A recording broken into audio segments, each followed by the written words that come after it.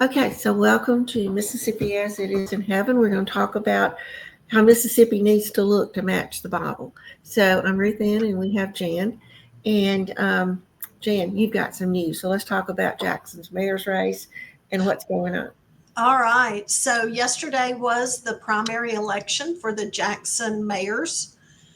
There were over 20 people running for mayor, so we knew that there would be a runoff, more than likely. Now, the initial results that I saw, John Horn, who is a senator from the Jackson area and has been a senator since 1994 for the Jackson area, got in the initial reports over 48% of the vote from the primary election, even with 20 candidates. And second place went to the current mayor, Chokwe Lumumba.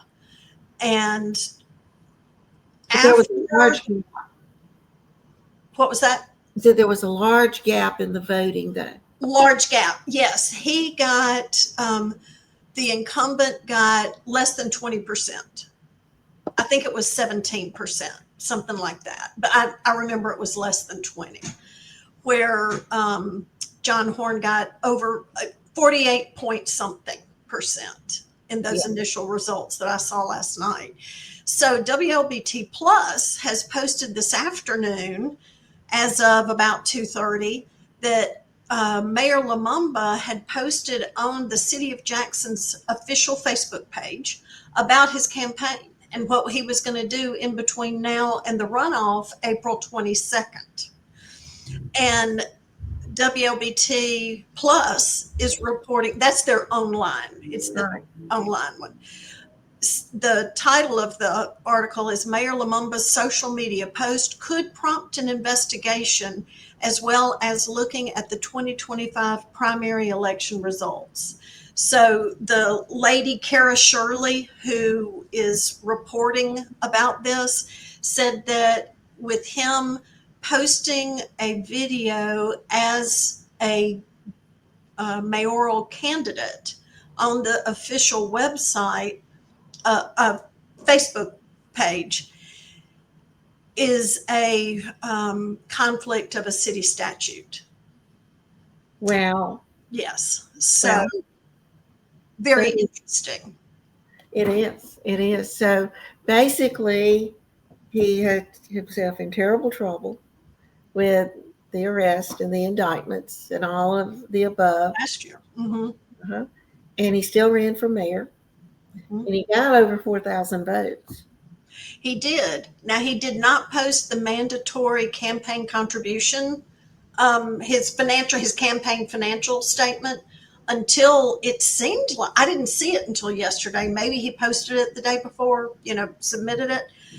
But what he submitted is that he received $11,000, and I'm estimating, but it was 11,000 something, and yet spent over 37,000 on the campaign. That's interesting. So did he fund the rest himself? He doesn't say. No. No. Wow.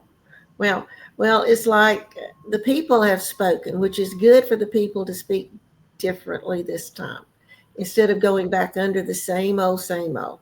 Mm-hmm. So John Horn is a longtime senator, and he had an interesting supporter. Can you name one of John Horn's supporters? Jeff Good, the owner of Bravo Restaurant and Broad Street Bakery and Salamukis in Jackson. Yes. Yes. So people are wanting change. It's just an obvious thing that change is like being demanded. Yes, it is. I think the citizens of Jackson are obviously looking for new leadership. The current mayor has had 2 terms.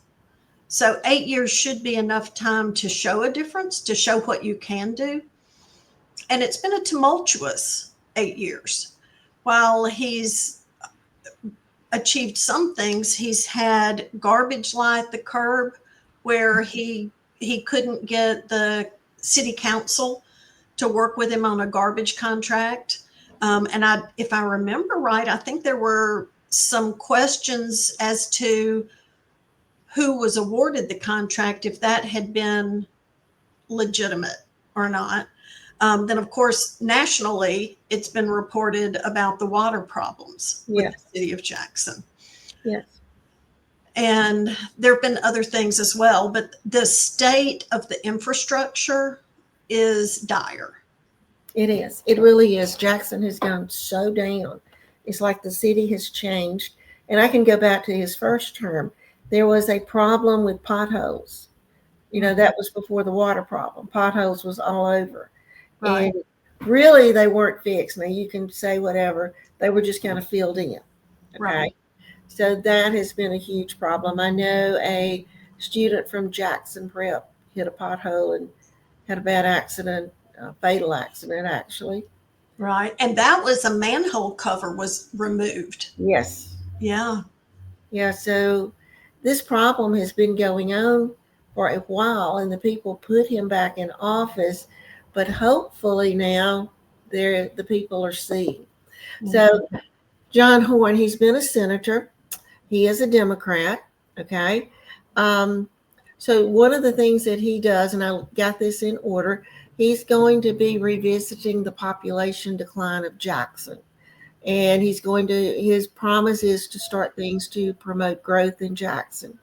He wants to unify the leadership there and securing resources for Jackson. Infrastructure is a high thing on his plans. Economic development and housing is another thing that he lists. He says there's a housing shortage in Jackson. Well, of course, there's a housing shortage. I'm getting tongue-tied because they've let the housing run down. So, what do you say to that? It's like Jackson is struggling. It's like Jackson wants to survive and improve and grow, but they'll take a step forward and then two steps back with aging infrastructure. And having the right leader in the mayor's office can make all the difference, because there's so much to gaining momentum with the enthusiasm of a new administration is really the feeling that I think is going to give Jackson what it needs right now to get over this slump. And yes, it's got aging infrastructure. And yes, they need to do major repairs that many, many mayors have put off. That's true. But it can't be put off any longer. Yes, yes.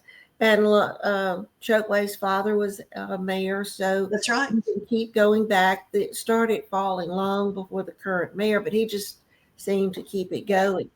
Other things on Horn's list to improve is education. That definitely has to have a look at. Government transparency, he's calling for that.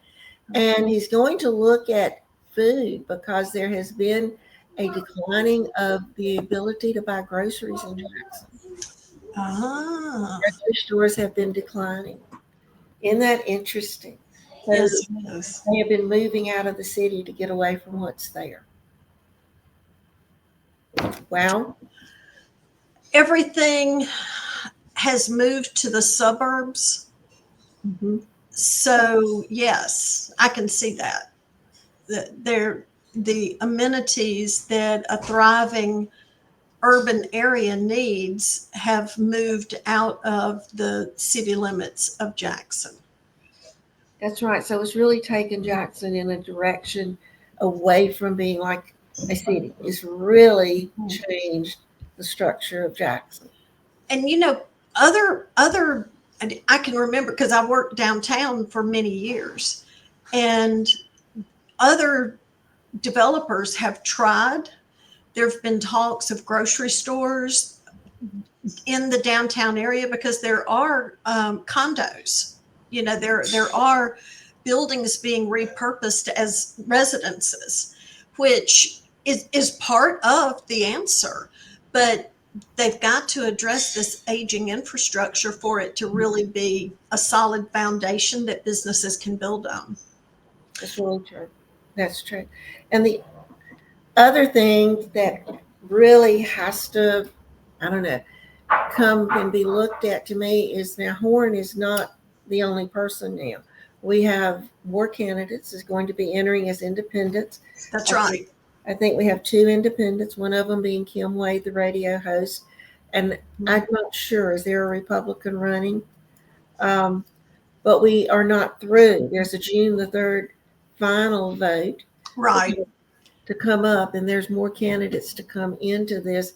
And there's a lot of platforms we're going to need to look at, or the people of Jackson are going to need to look at to see Right. who's going to be the best choice and the most sincere choice. Right. Going to do what they say. Yes. Right. This, I think, is a step in the right direction, but we've got to see someone get in the mayor's office and do what they've promised. And it won't be easy. It will take someone who can gather people from different areas and get them engaged around the common cause of improving the city. It needs that so badly to have the right momentum build around a mayor who is willing to do the hard things. That's really true. And some of the areas of Jackson have got to be cleaned up, and they've got to lose their label as being, streets to stay away from. Yeah, It's amazing. So Jackson has been on a decline for many, many years. it has. And it would be very interesting to look at. Now, this is a Democratic primary that we're talking about. Mm-hmm. One does carry the support of this owner of Sal and Mookie's, but Mm-hmm. I'm going to say something that's interesting to me. In 2003, Kash Patel, who's head of the FBI now, wrote a book and released it, okay? And in the book, he critiques various governmental institutes, okay, and tells just what he thinks the problem is with each one of them. But I think this is an interesting statement that I took about the book, took out of the book. He says the Democratic Party is a leviathan, suggesting it has grown excessively large and unaccountable, leading to an overreach and inefficiency. So anyway, he calls for a substantial change in the Democratic Party in his book. And we're talking about a Democratic city that has been basically putting Democratic mayors, and John Horn may be the best Democratic mayor in the world, but has been basically electing Democratic mayors. And Kash Patel said it is too large, too big, and it's got to come down. So I hope John Horn is the right man, but I hope he will bring down this too large, too big structure that's unaccountable. Yes, I agree. Yes. And April 22nd, people need to get out and vote because that is the primary runoff. It'll either be John Horn or Chokwe Lumumba on April 23rd, but it won't be both of them. Wow.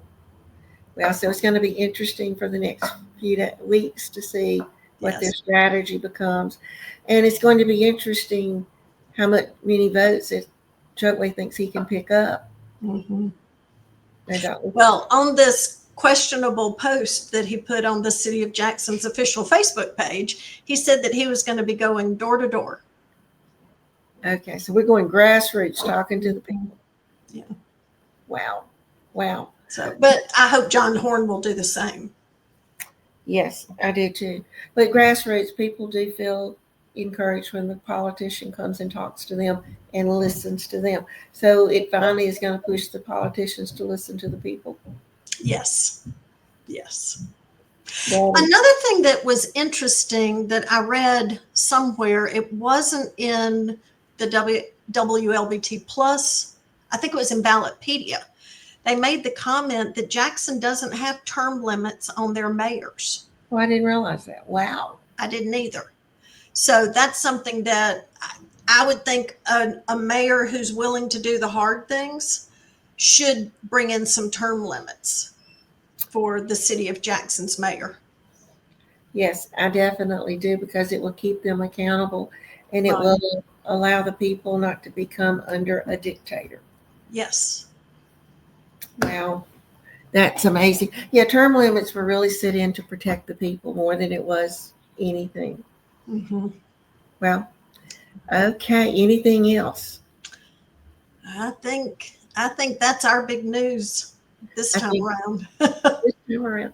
So join us next week on Wednesday. We'll post out there what time, and go look at all the mayor election results and vote. It's very important that you vote. Yes. Voting is so important. And read Cash Patel's book. You will learn a lot. Yeah, I'm gonna have to get it. Okay.